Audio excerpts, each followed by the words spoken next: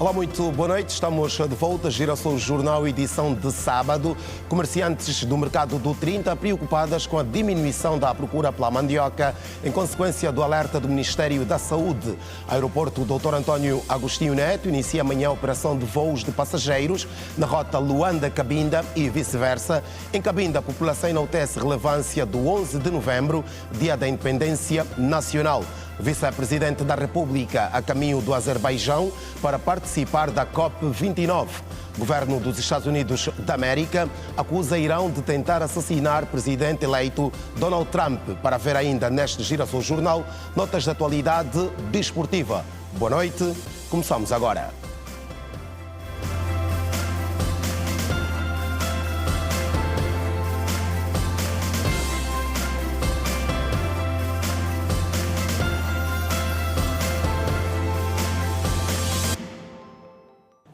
Viva, muito boa noite. A mandioca é um dos produtos proibidos pelo Ministério da Saúde. A proibição deste e de outros produtos do campo está a causar descontentamento no seio de vendedoras e de consumidores. Hoje fomos até ao mercado do 30, onde algumas vendedoras falaram sobre a baixa na procura do tubérculo. Nos últimos dias, a procura de alguns produtos do campo, em particular a mandioca, baixou significativamente. Do mercado do 30, um dos maiores na aquisição e distribuição da mandioca, vêm as reações de Dona Isabel e de outras vendedoras que comercializam produtos do campo há anos. Então, desde que nós vamos a ver a mandioca, só esse ano que nós estamos a ver, é 2004 para 2005, que a mandioca está a matar. Mas desde que estão a falar que a mandioca está a matar, no mercado já não está a andar. Como estão a ver a bancada bem cheia, desde manhã só vendi 3 mil kwanza. E essa mandioca vem na província de Malange, Kakuzo, Kizenga. Essa mandioca tem os nomes: Pordeca, Kazombo, Fortunato, Maria da Cota. Ou essa mandioca Maria Preta. Qual é a diferença entre elas? Essas todas as mandiocas são as mandiocas doces. Agora, naquele tempo tinha uma mandioca que chamava calauenda. Essa calauenda já está reprovada, já não se planta. Então, nós queremos reprovar onde está essa mandioca que estão a dizer que está a matar, se está a vida onde. Nós, quando não tinha esses problemas aqui, disseram que a mandioca está a matar, tínhamos cliente. Mas, por enquanto, desde terça-feira, cliente nem já. Por enquanto, estás a ver a mandioca no chão, estás a ver o saco. Aí, nas minhas colegas, não temos mesmo nada. No meu caso, eu não tenho marido. Nessa fase, não tenho marido. O marido anda fora. E só depende mesmo desses negócios aqui. Desde terça-feira que a ministra de Saúde disse que a mandioca está a matar, a mandioca está parada. Há quem tem medo, as pessoas têm medo de provar até a mandioca. Meu irmão, tem medo de provar a mandioca, é batata, é mandioca, disseram que tudo está a matar. Desde muito tempo que nós começamos a vender esses negócios, nunca matou. Também veio comprar a mandioca? Também. Mandioca, batata doce, batata rena, tomate, cebola, tudo isso. Eu também estou a ouvir que a mandioca está a matar, mas não sei, né? Nós estamos a comer mandioca todos os santos dias. Está tudo bem, não sabemos.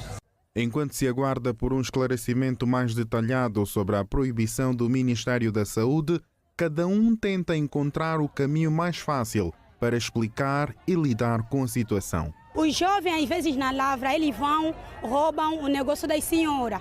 E quando roubam o negócio das senhoras, chegam lá mesmo no local onde nós compramos o negócio, e vendem mais de novo nas senhoras. Então a senhora, quando vai na lavra, veja que o negócio dele foi roubado, ele fica a reclamar: roubaram meu negócio, tiraram meu negócio na lavra. Então quem tirou meu negócio faz favor, venha só me devolver. Então os moços, como não gostam mesmo, só querem mesmo roubar, eles não falam nada, calam.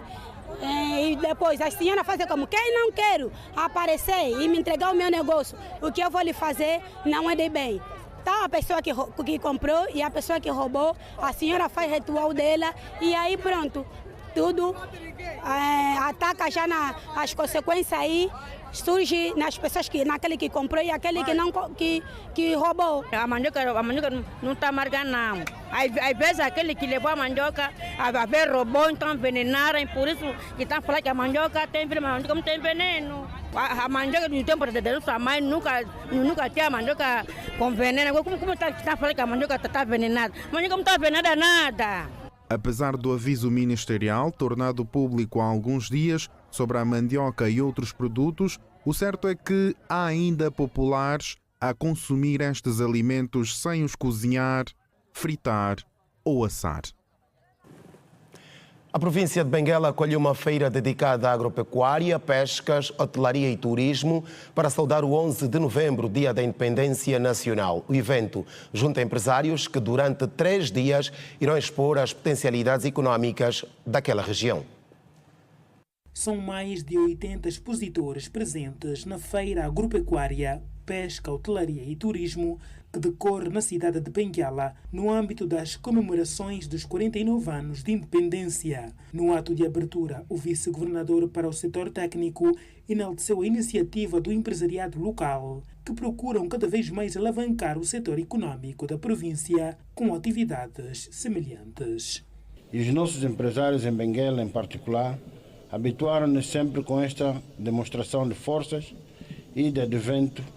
E o advento dos 50 anos da nossa independência, desafiamos a todos, a classe empresarial e não só, produtores dos vários setores, a continuarem a não medirem esforço, fazendo assim uma grande demonstração de força das nossas potencialidades para o engrandecimento da nossa economia. Durante a abertura da feira, o diretor provincial da indústria falou dos objetivos da atividade que decorre nas mediações do estádio de Umbaca. Uma das razões da realização desta atividade é olhar para a nossa capacidade para podermos fomentar a produção. Se nós não produzirmos, continuaremos a assistir o que vemos hoje, de dia para dia, vão alterando nessa altura os preços, por força ainda de estarmos muito dependentes da importação. Quando não há oferta suficiente e há maior procura, então a tendência aqui é da alteração de preço. E os diversos expositores entre empresas públicas e privadas falaram sobre as novidades trazidas na Feira Agropecuária, Pesca, Hotelaria e Turismo que decorre na cidade de Benguela. Trouxemos 3 produtos principais, que são a mecanização, as escolas itinerantes e as caixas comunitárias. Hoje por hoje já vamos vendo muitos trabalhadores por conta própria a solicitar os nossos serviços no sentido de contribuírem sem que antes a Segurança Social vá atrás deles. Então isso é muito benéfico, não só para a Segurança Social, mas também para aqueles contribuintes por conta própria. Isso vai garantir um futuro melhor. A Feira Agropecuária, Pesca, Hotelaria e Turismo junta empresas públicas e privadas durante 3 dias, no âmbito das celebrações dos 49 anos de independência. A fuga de jovens para outras províncias deixou de ser uma grande preocupação para as famílias em Cabinda. A situação era muito presente por falta de instituições de ensino superior. Agora, a realidade é diferente. A Universidade 11 de Novembro ministra cursos em diversas especialidades de licenciatura e mestrado e está já a preparar-se para a abertura de cursos de doutoramento. Este é para os jovens um dos ganhos da independência nacional. 11 de novembro é uma data especial para os angolanos. A conquista da independência tornou-se um marco indelével para este povo. Os feitos são visíveis. A província de Cabinda ganhou algumas infraestruturas com destaque para a Universidade 11 de Novembro, que tem estado a formar bons quadros para o país. No passado, os jovens eram forçados a abandonar a província em busca de conhecimentos. Agora, com esta instituição, a satisfação é maior por parte dos jovens estudantes. O Estado, desde há muito tempo atrás, tem utilizado universidades, academias, como forma de qualificar os cidadãos. Daí que esta universidade acaba trazendo super vantagens, não vantagens, para os jovens aqui presentes, por conta de que muitos dos jovens, em particular por estar a fazer direito, acho que já não sou leigo em matérias jurídicas, sei os meus direitos, assim como qualquer outro estudante aqui presente. Com a independência de Angola, do dia 11 de novembro de 1965, claramente que Angola passou a ganhar, teve muitos benefícios e hoje nós estamos a viver fruto desses benefícios da independência. Noutrora a nossa província não tinha uma universidade, mas nós ganhamos a nossa universidade. Hoje a nossa universidade faz parte das demais universidades públicas que existem em Angola e é um prestígio muito grande para nós. Com a independência da Angola, viu-se um certo alargamento daquilo que é o crescimento do ponto de vista institucional. A colônia fazia com que o autóctone não tinha sequer direitos alguns. Então, é um ganho e agradecemos imenso pela nossa DIPAND. Este professor fala da importância da conquista da independência para Angola e alerta que os jovens devem continuar a promover princípios do patriotismo a fim de honrar os primeiros homens que lutaram por Angola. 11 de novembro representa para nós o maior ganho, a paz que devemos preservar. A paz que deve ser acautelada e tratada como se de um ovo se tratasse, com muito cuidado, cada dia que passa e com muito amor e carinho. Todos nós devemos ter orgulho do 11 de novembro, senão aquilo que cada angolano se deve orgulhar, repensar o que os outros sofreram e nós hoje estamos a viver em virtude daquelas pessoas. Que tenhamos muita paz, harmonia e alegria. O país celebra nesta segunda-feira o Dia da Independência. Em Cabinda, a data está a merecer uma profunda reflexão por parte dos cidadãos. Os passageiros de Cabinda louvam o início das operações de voos comerciais no novo aeroporto internacional Dr. António Agostinho Neto, que a partir de amanhã passa a receber voos provenientes e com destino à província mais ao norte do país. Porém, muitos mostram-se preocupados com a distância da infraestrutura até ao centro da cidade de Luanda. Os utentes de transporte aéreo provenientes e com destino à província de Cabinda passarão a fazê-lo a partir do novo aeroporto internacional Dr. António Agostinho Neto. A notícia foi avançada quando da boa nova sobre a abertura de voos comerciais de passageiros no novo aeroporto. Na verdade é uma obra muito bonita, inclusive vendo na TV é mesmo muito linda. É de louvar. Sendo sincero, é de louvar, porque aquele é um trabalho que o governo angolano fez, foi muito dinheiro, foi muito esforço. Agradecer ao governo angolano e o aeroporto é muito bonito. É de louvar. Quem aterra no aeroporto doméstico para trocas comerciais olha para este passo de mudança de lugar como uma ajuda muito satisfatória. Eles para nos ajudar em transporte nós queremos para eles fazer tudo possível. Eu digo que esse espaço aqui é pequeno, aquele espaço é grande. Eu digo que é bom porque acredito que ainda vem um voo de grandes portas. Mas muitos dos passageiros de Luanda Cabinda e vice-versa questionam o fator distância, sendo este um ponto que recentemente o Presidente da República mostrou com exemplo que os caminhos de ferro darão o devido suporte neste sentido. Para sair daqui para ali, conforme eu estou a analisar, o aeroporto não está em Luanda, está aí praticamente em Catete, e aí é uma viagem. Vai ser muito complicado porque além o metrô, que é o comboio, já está a funcionar, mas está meio complicado porque ainda não temos a certeza quanto é o preço do comboio que vai ser. E até agora, até neste momento, não temos a certeza, não sei como é que fica, mas vamos aguentar mesmo assim. Desta inauguração do novo aeroporto internacional Dr. António Agostinho Neto surgem muitas questões. Os utentes da província de Cabinda, residentes em Luanda e que fazem o trajeto Luanda-Cabinda ou Cabinda-Luanda, na sua maioria mostram-se insatisfeitos, sobretudo pelo fator distância. Se por um lado celebramos o novo aeroporto, por outro lado ainda questionamos como será o trajeto do novo aeroporto até o centro da cidade capital. Seguimos a falar do Aeroporto Internacional Dr. António Agostinho Neto, que recebeu nesta semana a certificação internacional que o habilita a operar voos de diversos países e passa a fazê-lo já a partir de amanhã. A infraestrutura está pronta para operar serviços nacionais e internacionais. O aeroporto Dr. António Agostinho Neto obteve certificação internacional nesta quinta-feira para receber voos estrangeiros, tornando-se o segundo aeroporto em Angola com este estatuto. A ANAC coordenou o processo que hoje acabaram de testemunhar com a emissão de um certificado que será, ou que é, o certificado 02, portanto Angola passa a ter agora 2 aeroportos com característica internacional.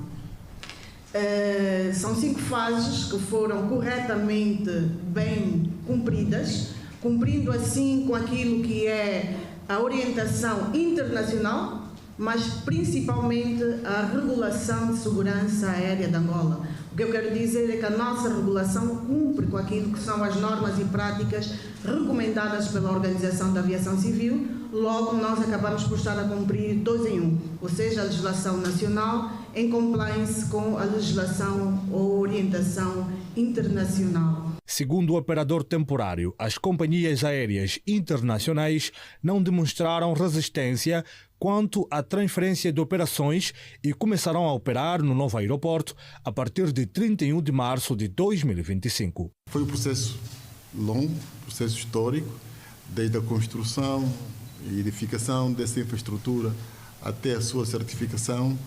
Foram longos anos, mas esse processo de transferência da operação do aeroporto 4 de Fevereiro para o aeroporto Agostinho Neto, também em Angola, é um primeiro aprendizado. É uma experiência que nós estamos a viver, que achamos que com a contribuição de todos.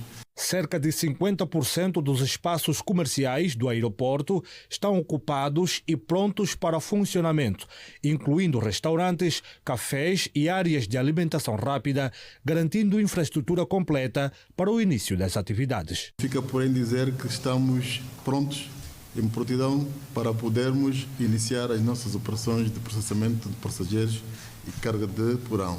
A TAG, Linhas Aéreas de Angola, será a primeira companhia a operar no novo aeroporto, iniciando com voos domésticos numa primeira fase. Vamos começar de uma forma faseada, primeiro com um destino que é o destino de Cabinda.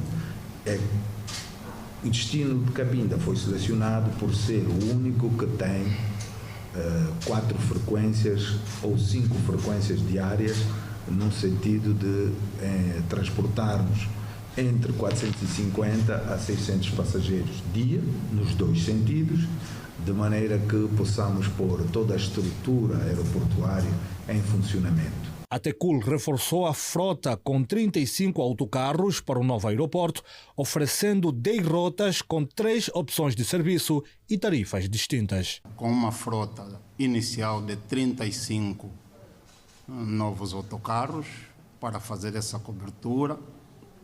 Esses autocarros têm uma capacidade total de 61 passageiros, sendo 27 sentados e 34 de pé. Foram criadas 10 destinos para o Aian, ligando os principais aglomerados populacionais, nomeadamente o Sequeu Aian, Cacoaco Aian, Quilamba Aian, Benfica Aian, Talatona Aian, Zango Aian, Capalanca, Viana, 1º de Maio Aian. Vice-presidente da República representa chefe de Estado angolano na COP29, que acontece em Baku, no Azerbaijão. Em destaque.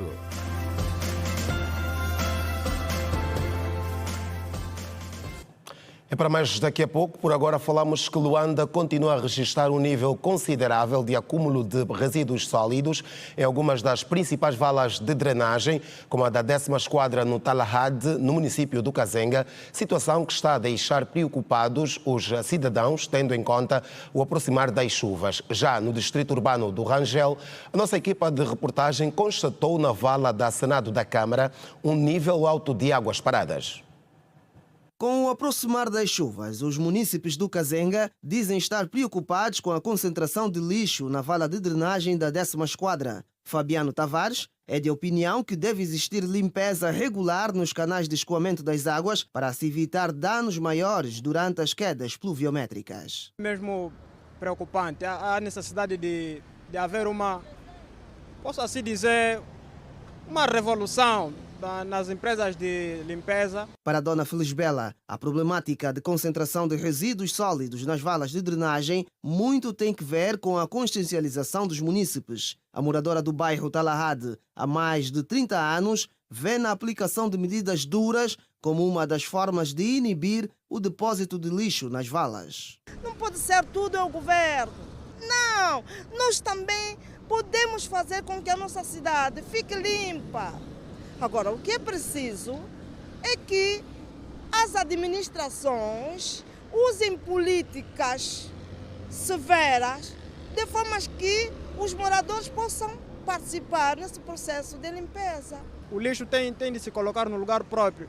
Assim como nós não gostamos de lixo nas nossas casas, também não devemos fazer o mesmo nas ruas. Já no distrito urbano do Sambizanga, os moradores da zona do Ngoma reconhecem que nos últimos dias a vala de drenagem apresenta uma outra imagem resultante da limpeza que tem sido realizada. Eu já acompanhei alguns trabalhos, mas constantemente não. Só uma vez que eu já acompanhei o trabalho a limparem. Assim que temos tempo de chuva, todo o lixo se remove para baixo até a comarca.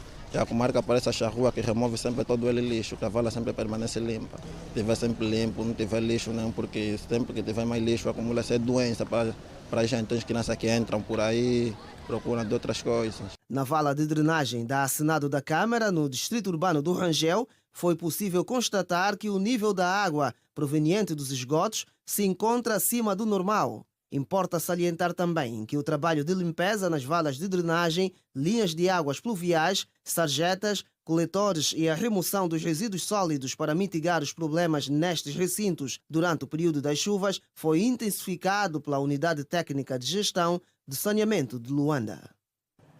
A vice-presidente da República deixou hoje o país com destino a Baku, capital do Azerbaijão, onde vai participar na 29ª Conferência das Partes da Convenção Quadro das Nações Unidas sobre Alterações Climáticas, COP29. No evento, que acontece de 11 a 22 deste mês, Esperança da Costa vai representar o presidente da República, João Lourenço.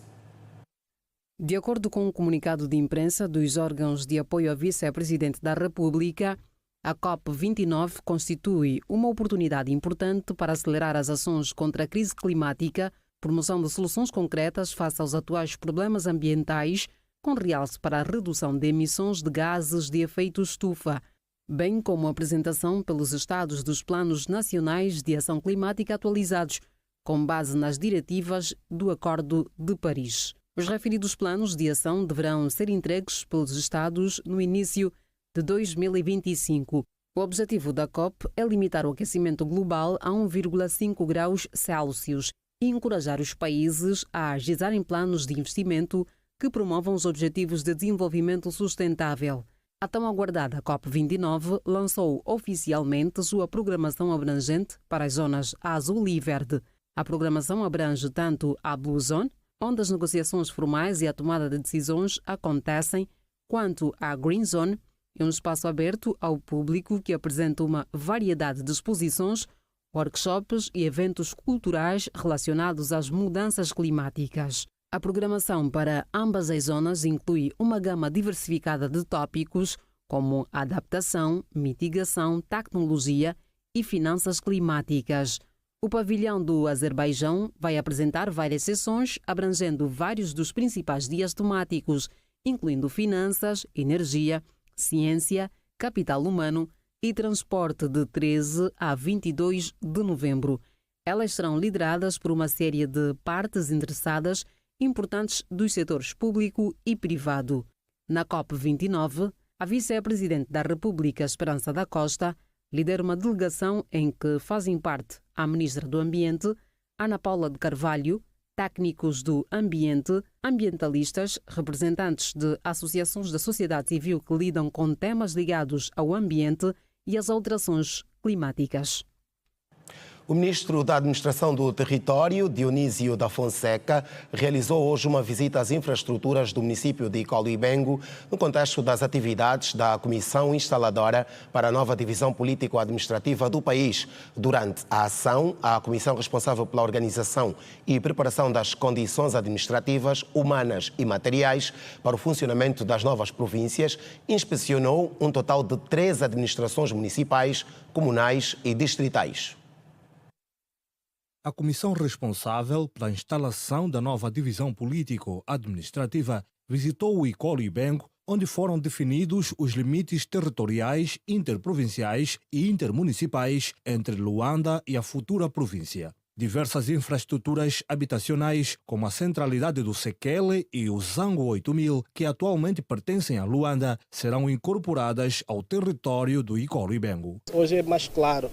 Eles perceberam onde que começa um município, onde que termina este mesmo município. Portanto, nós utilizamos sobretudo elementos naturais, como cursos de rios, estradas nacionais, para delimitação das fronteiras interprovinciais e intermunicipais. Portanto, achamos que estamos melhor organizados nesse capítulo. Portanto, o território está melhor organizado e que vai facilitar, de certo modo, o exercício da ação governativa, portanto, nas províncias e nos municípios. O Icolo Ibengo terá continuar a ter o Zango 8000, centralidade 44, a Vila Pacífica e a centralidade do Sekele. O novo aeroporto Dr. Antônio Agostinho Neto também será parte do Icolo Ibengo, pois está localizado no futuro município de Bom Jesus, além de várias unidades hospitalares. Portanto, o Icolo Ibengo vai ficar com o Hospital Geral de Viana, portanto, o Bispo Emílio de Carvalho, vai ficar com o Hospital Geral de Sekele, portanto, o Hospital Martins do Kifangondo,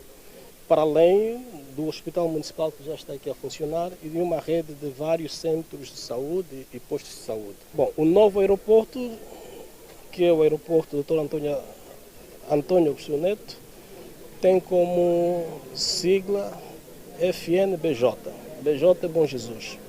Bom Jesus é um município da província do Icolo Ibengo. Portanto, é um aeroporto que vai ficar na província do Icolo Ibengo. Bairros foram elevados à categoria de comunas, o que resultou na perda por Luanda de diversas infraestruturas que geram importantes receitas, como a Praça do 30 e do Sabadão. O Kifangondo era um bairro, vai evoluir agora para a comuna, vai ser uma unidade orçamentada, orgânica. Precisamos de criar condições, já identificamos o espaço onde eventualmente vai se colocar essa infraestrutura. Fomos orientados pelo senhor ministro para elaborar um projeto que permita identificar a estrutura que vai acomodar essa administração da comuna do Kifangondo. Relativamente à Funda, a administração está em obras no âmbito do programa do PIM e que ela vai continuar a obra que está com uma execução física acima de 45%. Penso eu que até o final deste ano essa infraestrutura da comuna da Funda termina e vai estar em condições de albergar a nova comuna orgânica da estrutura da província de Icolo Ibengo. Naturalmente terá, mas não deixa de também dar um aporte muito grande à nova província. Significa dizer que se nós perdemos espaço e perdemos população, também vamos ter menos pressão.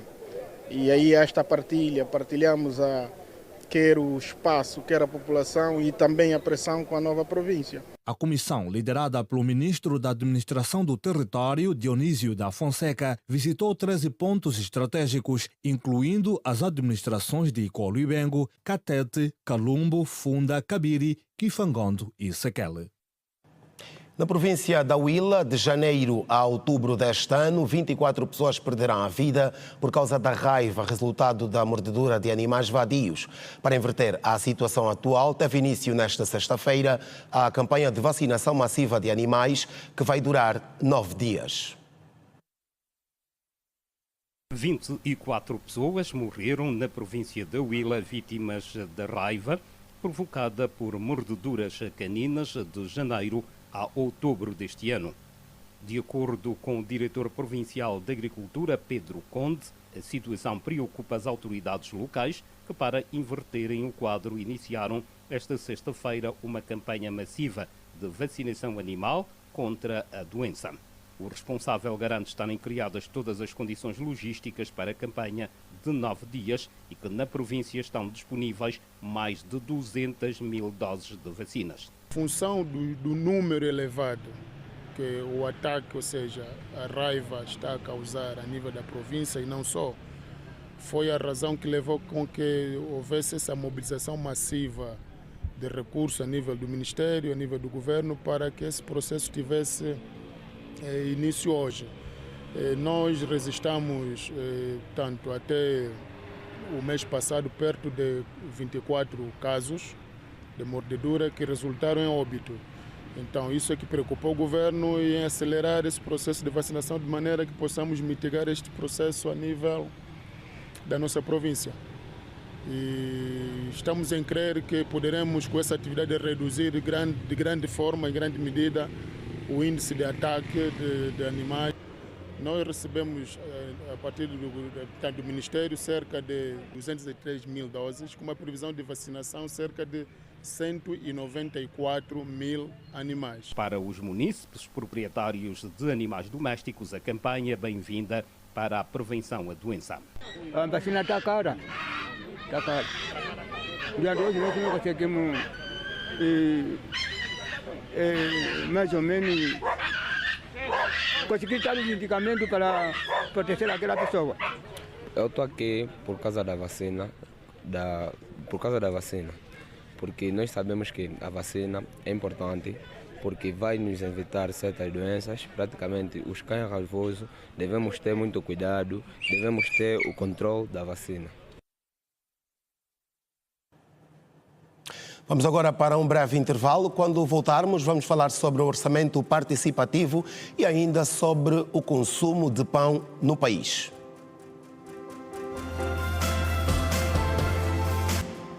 Estamos de volta para a segunda parte do Girassol Jornal, elucidar os cidadãos sobre o impacto do Orçamento Geral do Estado através do Orçamento Participativo. É um dos exercícios levados a cabo pela Associação Plataforma de Orientação para o Desenvolvimento. O objetivo é ajudar os cidadãos a participarem nas decisões dos projetos do OGE.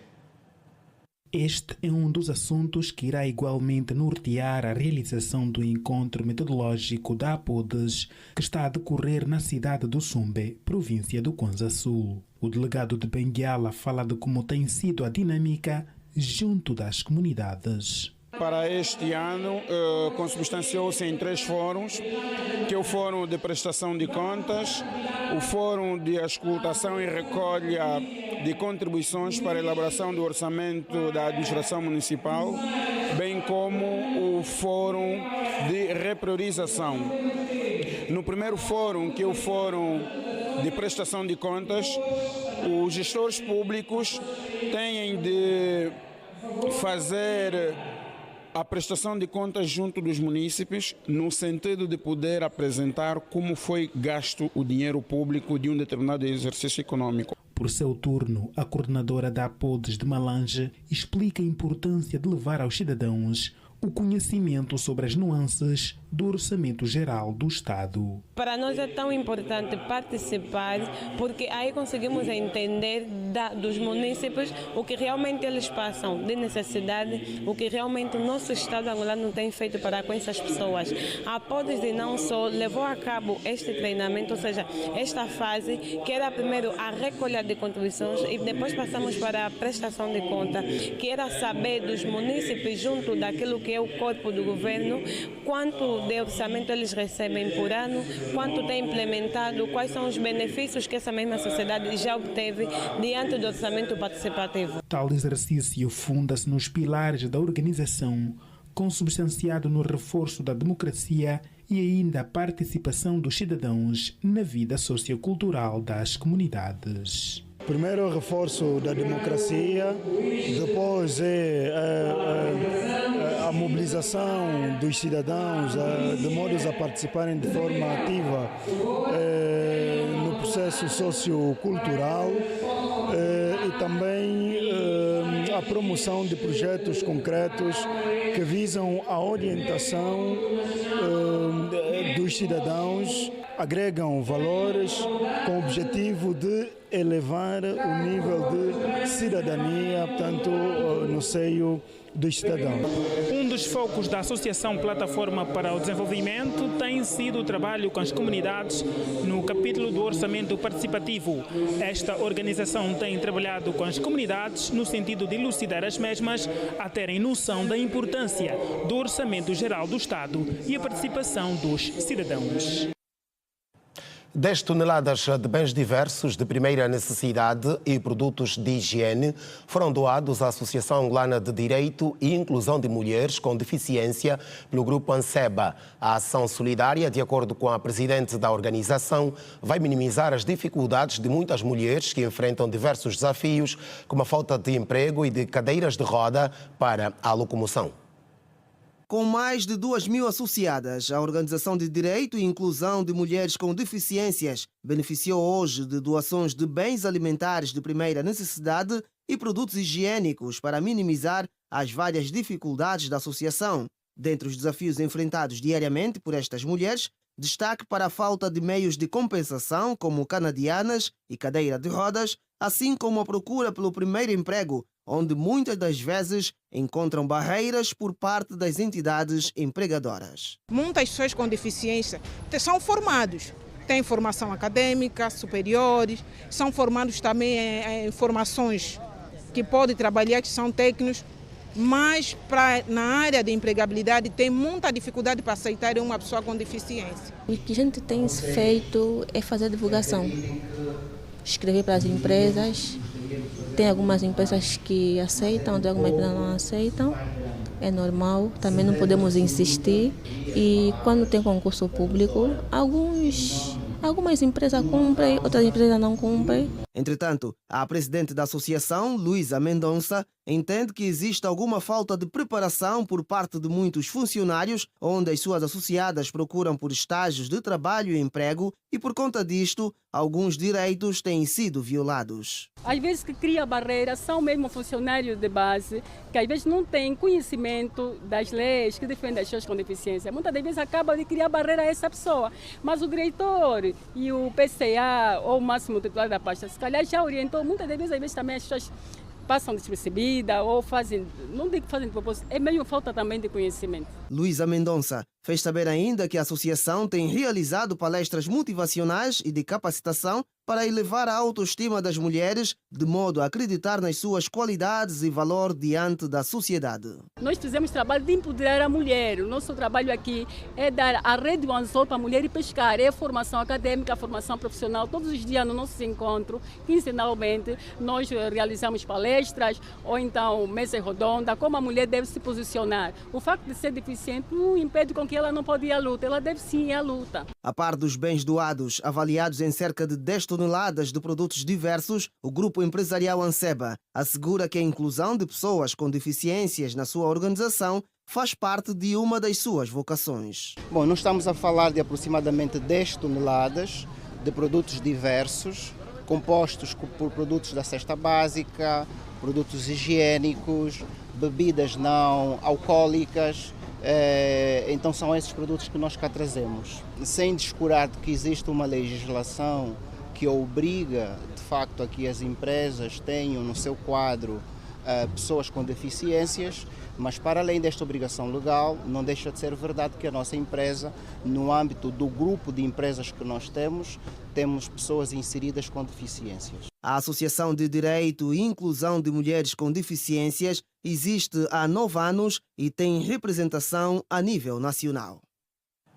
Estudantes de design de moda da Faculdade de Artes da Universidade de Luanda apresentaram nesta sexta-feira coleções de moda com temas diversos. O evento serviu para marcar o encerramento de mais um ciclo de formação, passados 4 anos. Foram apresentadas 1000 coleções que começaram a ser trabalhadas ainda no 3º ano. Esta sexta-feira, 9 de novembro, foi o dia D.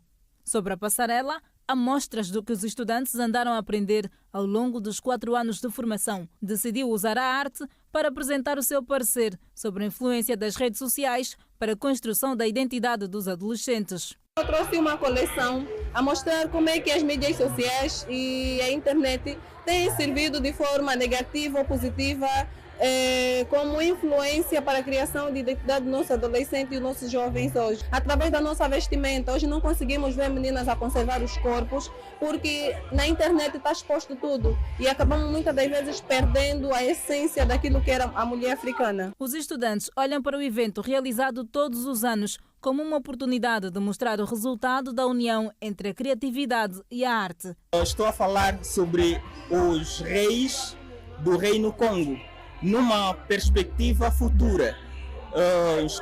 O meu tema é Nkiankuma Vonkatu, que quer dizer por que não. Estamos a imaginar se o Congo voltasse a ser reino, como é que os líderes os reis poderiam vestir. Estamos a buscar as nossas próprias histórias, porque somos ricos na cultura, nas histórias, então buscamos da nossa cultura, da nossa história, para mostrar que somos capazes, né, de fazer quase tudo e alavancar a nossa economia com o que nós temos como cultura. Acho que só dá de parabéns, por acaso estamos a estudar, é um trabalho bonito e a Angola não é aquela Angola que todo mundo diz que não tem coisas de qualidade. Nós vimos aqui coisas de qualidade, vimos moda, vimos cultura e estamos felizes. Finalizada a formação, é hora de aplicar, fora da academia, o conhecimento adquirido. Porque muitas delas vieram totalmente inexperientes e saem daqui com valências para poderem contribuir para o mercado. Espero que, quando forem para o mercado do trabalho, elas possam exatamente contribuir para esse grande edifício que se chama moda em Angola. Estamos a trabalhar, estamos a formar para que elas possam contribuir para isso. Trabalhar mais para despertar o mercado e também criar os seus empregos. Estamos ainda a crescer, porque aí as pessoas ainda não têm essa cultura de apreciar a moda, mas estamos aqui para trabalhar nesse sentido. O desfile de moda, que marcou o fecho de mais um ciclo do curso de design de moda, teve como tema Luzes de Boas-Vindas. Vamos olhar agora para a atualidade internacional. A África do Sul reabriu hoje a fronteira com Moçambique, que havia sido fechada na última quarta-feira devido a protestos pós-eleitorais no país vizinho. O encerramento da fronteira na região de Lebombo ocorreu após relatos de violência, incluindo veículos incendiados do lado moçambicano. Acompanhe já a seguir o compacto da atualidade internacional, onde destacamos também a tentativa de assassinato de Donald Trump.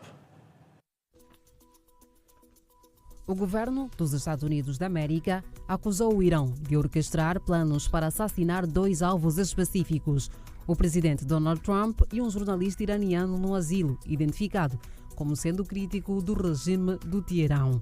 As acusações foram divulgadas pelas autoridades norte-americanas, que alegam que os planos estavam a ser preparados por elementos ligados ao governo iraniano, embora ainda não tenha sido especificado se as autoridades iranianas estavam diretamente envolvidas nas ações. De acordo com o Departamento de Justiça dos Estados Unidos da América, os supostos planos de assassinato foram desmantelados em um esforço conjunto de agências de inteligência, mas a natureza exata da ameaça e a proximidade de execução dos atos não foram totalmente detalhadas. Fontes oficiais indicaram que a tentativa de assassinato de Trump estava a ser elaborada em resposta ao papel do presidente em políticas que desafiaram diretamente o regime iraniano durante o seu mandato, incluindo a retirada do acordo nuclear de 2015 e a implementação de sanções econômicas severas. Em relação ao jornalista, as autoridades americanas afirmaram que ele era alvo de um plano sistemático de intimidação e assassinato, por ser um crítico feroz do governo iraniano e atuar como um porta-voz das oposições ao regime. Entretanto, as autoridades do Irão manifestaram indignação com as alegações, considerando-as uma provocação inadmissível. As autoridades dos Estados Unidos da América estão a investigar o envio de mensagens de texto com conteúdo racista a cidadãos negros em pelo menos 21 estados. As mensagens, que incluíam instruções para que os destinatários se apresentassem em plantações para colher algodão, fazem referência à escravidão. Algumas também mencionavam o futuro governo de Donald Trump, eleito para a presidência em 2024. A Associação Nacional para o Progresso de Pessoas de Cor classificou as mensagens como parte de uma retórica vil e abominável, que reflete um aumento na violência e no discurso de ódio. O FBI, em colaboração com o Departamento de Justiça, está a investigar o caso, enquanto a empresa de mensagens TestNow identificou e expulsou as contas responsáveis. A Comissão Federal de Comunicações também está a analisar os incidentes. Embora a campanha de Trump tenha negado qualquer envolvimento, a Casa Branca condenou as mensagens, reafirmando que não há espaço para esse tipo de discurso nos Estados Unidos da América. A África do Sul reabriu, neste sábado, a fronteira em Moçambique, depois de tê-la fechado na quarta-feira, devido aos protestos pós-eleitorais no país vizinho. O posto foi reaberto na sexta-feira para a circulação de pessoas e neste sábado também para o tráfego de carga. O fechamento da fronteira foi uma medida tomada após o aumento dos protestos em Moçambique, convocados pela oposição, para contestar os resultados das eleições gerais de 9 de outubro, que deram vitória a Daniel Chapo, da Frelimo, partido no poder. O candidato presidencial Venâncio Mondlane, que ficou em segundo lugar, tem liderado os protestos, acusando fraude eleitoral. Apesar da calma no dia das eleições, a missão de observação da União Europeia relatou irregularidades na contagem dos votos e a Conferência Episcopal de Moçambique anunciou graves fraudes no processo eleitoral. E agora vamos falar sobre saúde, comunicação em saúde. Por isso recebemos a Ludmila Rangel, que é especialista em comunicação em saúde. Ludmila, boa noite, bem-vinda ao Girassol Jornal. Boa noite, Alberto, e muito obrigada pelo convite. Passou o dia hoje a refletir sobre a comunicação em saúde. Que conclusões é que vocês retiraram desta primeira conferência?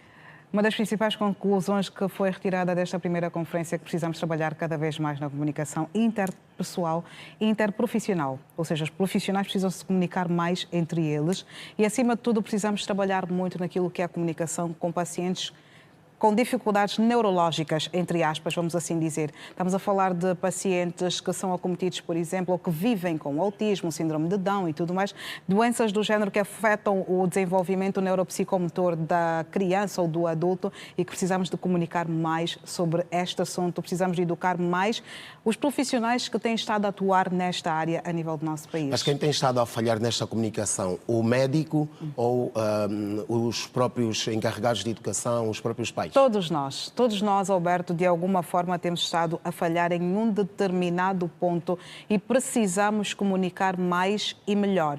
O tento, no caso os pais, vamos falar assim das crianças. Os pais, quando vão informar em relação ao estado de saúde da criança, nem sempre conseguem informar da melhor maneira possível e nem sempre o profissional de saúde também consegue fazer o melhor diagnóstico possível. O que significa dizer que todos juntos temos de trabalhar. E foi o que discutimos durante cerca de 8 horas de conferência com vários profissionais dentro da sala, quer nutricionistas, quer cardiologistas, neuropediátricos, enfim, todos esses profissionais tivemos todos reunidos e sentimos a necessidade de que há uma lacuna em diversos aspectos a nível do setor em relação à comunicação de determinadas patologias que nós precisamos trabalhar mais para comunicar melhor e a nossa população poder absorver melhor e aderir ao tratamento. Ludmila, esta falta de comunicação que tem estado a contribuir para o surgimento de muitas doenças no nosso país e para que não se, por exemplo, acabem com surtos de malária, que é, por exemplo, uma das doenças, se não a que mais mata mesmo em Angola.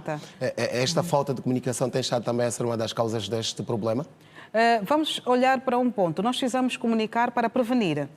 Então, significa dizer que nós temos que trabalhar muito mais na prevenção, que até certo ponto já tínhamos reduzido os números, que a população já estava a aderir muito mais às campanhas e que a uma determinada altura, a fase pós-pandémica, nós reduzimos um pouquinho naquilo que são os nossos cuidados primários, porque durante a fase da pandemia todos nós tivemos muito cuidado com muita coisa. Lavagem das mãos, enfim, nós fomos educados constantemente que devemos lavar as mãos logo ao sair da rua, entrou, lavou as mãos, tem que usar máscara quando vai para a rua, enfim. Então, é essa mesma tarefa que precisamos voltar a colocar em prática, porque a população vai aprender a se ouvir mais. E aqui joga um papel muito importante os órgãos de comunicação social, que é pegar e passar mais essas mensagens de prevenção à nossa população para que elas possam, então, estar educadas o suficiente para prevenirmos de diversas doenças. Ludmila, uma última nota, e tem estado esta semana, com certeza que também acompanho enquanto comunicadora nesta área da saúde, este alerta do Ministério quanto ao consumo da mandioca e de outros produtos. Como é que se deve trabalhar no sentido de facilitar o entendimento dos cidadãos? Porque o que se diz é que fomos pegos de surpresa e estão a nos proibir, ou estão a fazer proibições de consumir produtos que fazem parte da vida, do dia a dia do cidadão angolano. Bom, este alerta do Ministério da Saúde veio em boa hora, porque nós temos pelo hábito de consumir muita coisa de forma excessiva, sem saber os princípios ativos de um determinado produto. Ouvimos alguém dizer, porque crescemos com muitas teorias... Mas só um alerta baixa não era bom explicar exatamente o porquê Exatamente. Já foi dada a primeira explicação, agora vai ter de se intensificar ainda mais essa explicação que já foi dada à população, de que, ok, gosta de comer a jinguba, gosta de comer a mandioca, então, por favor, ferva a mandioca. Coma a mandioca desta forma. Evita consumir a mandioca de forma excessiva nestes moldes. É isso que se está a trabalhar a partir de agora, intensificar mais a comunicação para que a população possa, de igual modo, estar mais educada em relação àquilo que são os perigos dentro do nosso seio alimentar, do nosso ciclo alimentar ou da nossa dieta alimentar. Como já disse, há muita coisa, tudo por excesso também pode fazer mal. Então temos que saber dosear enquanto utente, enquanto consumidor de um determinado produto e temos que trabalhar mesmo essa comunicação para que a população possa usar isso como música, não é? Muito bem. Nos ouvidos sempre. Ludmila, muito obrigado e até a próxima conferência sobre comunicação e saúde. Muito obrigada. Até já. Nós vamos seguir a olhar agora para a reportagem da semana, onde abordamos a questão do pão nosso de cada dia. Vamos falar do consumo de pão, mas é para mais daqui a pouco. Por agora vamos a um rápido intervalo.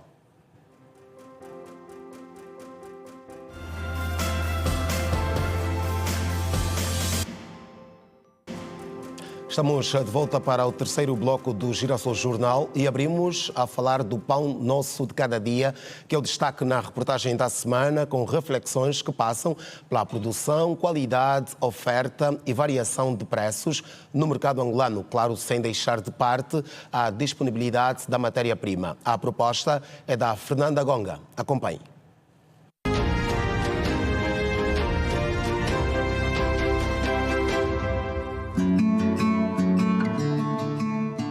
Nosso de cada dia, para muitos angolanos, não é apenas uma expressão, é um ritual diário.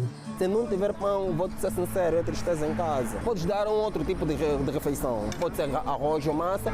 Se tu perguntares por ela, mas tapechaste? Se ela não comeu pão, tem coragem de responder, não, mamãe, não me tapechei.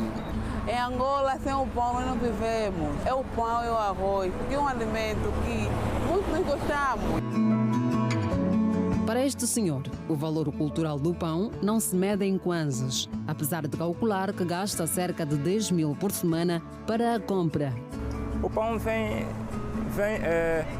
nos ajudando muito. Por dia, eu gasto 2 mil kwanzas na compra do pão. Mas qual é o verdadeiro preço do pão? Em Luanda, há uma variedade, atendendo ao tipo, tamanho e peso. Temos o mundinho, que é 60 kwanza. O francês, que é 40, e o caracaça, que é 50 kwanza. Realmente o pão mudou, está mais um bocadinho caro, e eles estão a fazer o pão leve. Okay. Pão leve. Ele está um bocadinho puxado a sítio que você encontra o pão 60 kwanza, que eles são de camada baixa. Preferem recorrer aqui, que é 100 kwanza e tem de 200 kwanzas. Do lado das regulamentações, a Autoridade de Inspeção Econômica e Segurança Alimentar aponta que o pão produzido em Angola deve seguir a norma estabelecida para o território angolano. Angola tem uma norma, a norma angolana, que é a norma 46/2017, impõe os requisitos, as características do tipo de pão que devem ser produzidos melhor a nível de Angola. Essa norma impõe vários tipos de pão e a especificidade do tipo de pão que deve ser produzido, desde o pão de baixa renda para o pão para aquelas pessoas que têm um poder aquisitivo melhor.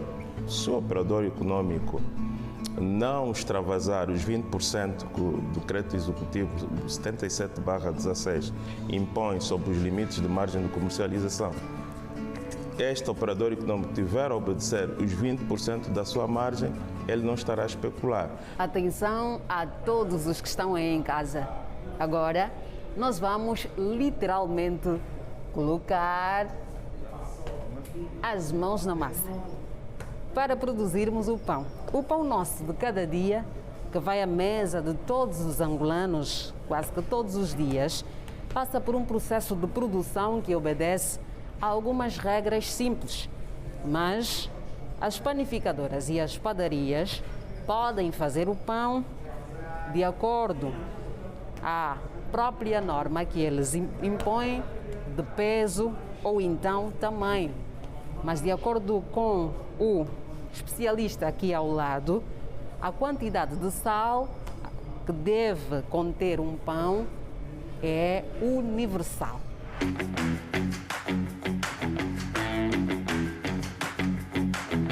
A base universal para quem produz é o modo de operar. O modo de operar, a maior parte dos pães é quase o mesmo, ou é o mesmo, fora as farinhas especiais que já vêm elaboradas. Senão a farinha branca, o modo de operar é o mesmo. Recomendações da Unicef que a pessoa só tem o direito de consumir 5 gramas de sal. Então, toda a indústria alimentar que tem os produtos já transformados ou por transformar, que reduzia o sal, tem que seguir os padrões, porque o sal até é prejudicial. A nutricionista Paulina Semedo sustenta a ideia de que este alimento é essencial para a dieta normal, mas também que o excesso tem o seu preço. Um pão normal todos os dias não faz mal, mas em termos de propriedades, pão é pão.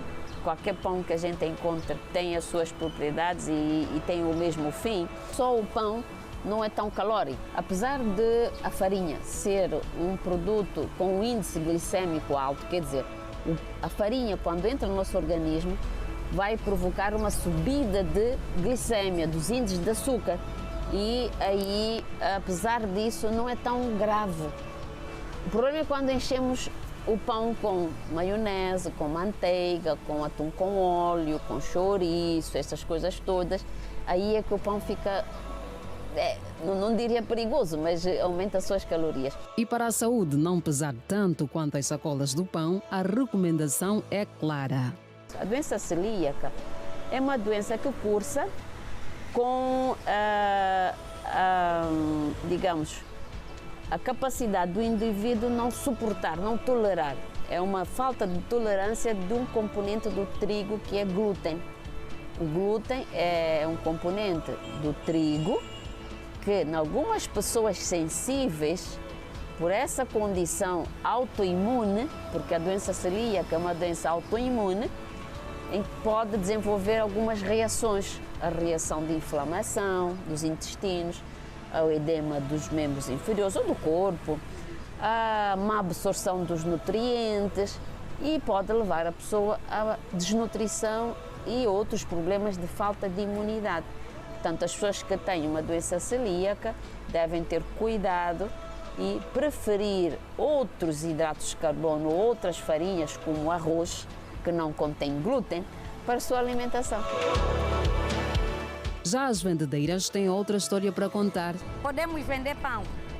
Vender pão é tiver coragem. Se você não tiver coragem, vai fugir na hora. Porque na hora temos cliente, na hora não temos cliente.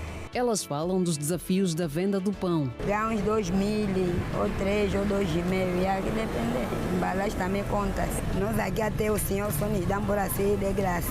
Vem buscar e vai vender no mercado. Os ganhos você leva, o dinheiro o senhor traz aqui. E ainda contam da curiosidade dos nomes atribuídos aos pães. Esse pão matateado é muito grande e tinha muito peso. E também tem esse nome de matateado, é cobrador, porque viu o tamanho do pão, que é muito grande. Então meteu é matateado. Nós vendemos desse lado através dos viajantes. Cada mais que viajante passa desse lado aqui. Mas no fim do dia, o que significa pão em Angola? Para uns, sustento. Para outros, luta. E para todos, uma história que começa nas padarias e termina nas mesas angolanas. Numa casa, quando falta pão, todos brigam e discutem, mas ninguém tem razão por saber que se o pai não trouxe o pão, culpado não são as crianças, culpado é o pai. Então, por isso é que se as crianças brigarem, todos vão brigar e vão discutir, mas ninguém tem razão. Mas quem sabe a razão, quem tem que trazer é o pai. Assim é o pão em Angola. Uma mistura de sabor, suor e significado.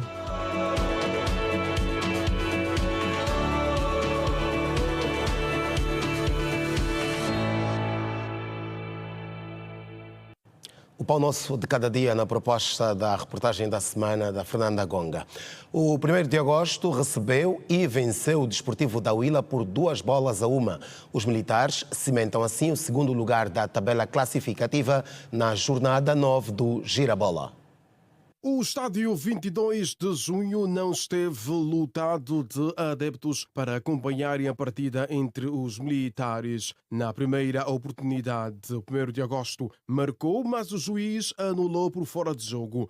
No outro lance, Tombé rematou, porém o keeper do Desportivo estava super atento. Água mole em pedra dura, tanto bate que Tombé furou aos 45+1. Estava feito o primeiro golo da partida. Na segunda parte, os visitantes acordaram, mas não conseguiram aproveitar. Foram 2 lances que quase violariam a baliza de Neblo. Se na primeira e na segunda não deram, na terceira foi de vez. Mendes saltou do banco para igualar a partida. Faltando apenas 10 minutos para terminar o encontro, os pupilos de Felipe Zanza acreditaram e foram à luta. De alguma forma, alcançaram a vitória, com um passe de mestre do médio Caleb para Mabilson faturar. No final do encontro, Felipe Zanza garantiu que foi um jogo bastante difícil. Esse jogo que nós ganhamos pela raça, porque encontramos também uma boa equipa do Desportivo, que deu uma boa réplica na segunda parte.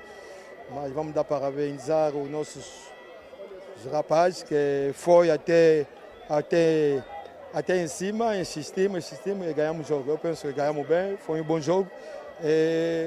Vamos levantar a cabeça, continuar a trabalhar para ver se o próximo jogo também seja melhor, mas não foi fácil. Já o técnico do Desportivo da Huila, Paulo Torres, valorizou o desempenho dos seus jogadores. Balanço, naturalmente que é negativo porque perdemos, mas em termos daquilo que foi o jogo, uma primeira parte em que sofremos um gol, falta sobre o nosso guarda-redes nos descontos, uma segunda parte em que tínhamos uma estratégia bem definida para este jogo, mesmo chegando ao intervalo empatados, nós tínhamos definido que iríamos fazer algumas alterações, como fizemos na semana passada, e fizemos. Portanto, depois uma segunda parte, como vocês viram, Bobó numa jogada, agora a meio da segunda parte tem que levar o segundo amarelo, não leva, continua em jogo, portanto seria expulso, e depois no fim levamos este gol. Agora, penso que na minha opinião, por tudo aquilo que nós fizemos, acho que até merecíamos ganhar o jogo porque tivemos as melhores oportunidades na segunda parte. Com este resultado, o 1º de agosto permanece firme e forte na segunda posição com 20 pontos, ao passo que o Desportivo da Huila é o 14º com apenas 5 pontos. E é com esta que nós colocamos um ponto final ao Girassol Jornal deste sábado. Boa noite, fique bem, fique com a TV Girassol.